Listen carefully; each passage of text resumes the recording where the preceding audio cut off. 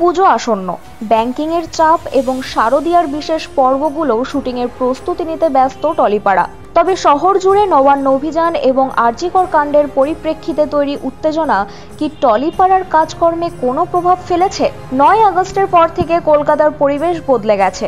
শহরের পথে পথে আন্দোলন আর প্রতিবাদী মিছিল। টলিপাড়ার তারকারাও এই আন্দোলনে সামিল হয়েছেন। তবে এই বিশৃঙ্খলার মধ্যেও টলিপাড়ার শুটিং থামেনি।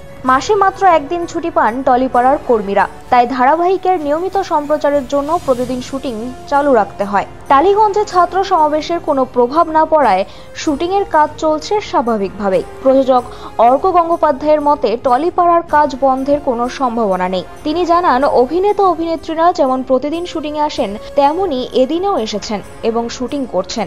দরকার হলে কাজ শেষে তারকারা আন্দোলনে যোগ দিচ্ছেন, কিন্তু পুজোর আগে কোনো বড় সমস্যা না ঘটলে কাজ বন্ধের সম্ভাবনা নেই। সব মিলিয়ে নবান্ন অভিযানের উত্তেজনা শহরে তোলপাড় তুললেও টলিপাড়ার ক্যামেরায় চলছে পুরোদমে। পুজোর বিশেষ পর্ব এবং ধারাবাহিকের সম্প্রচার বন্ধ না রাখতে শুটিংয়ের চাপ সামলাচ্ছেন সবাই।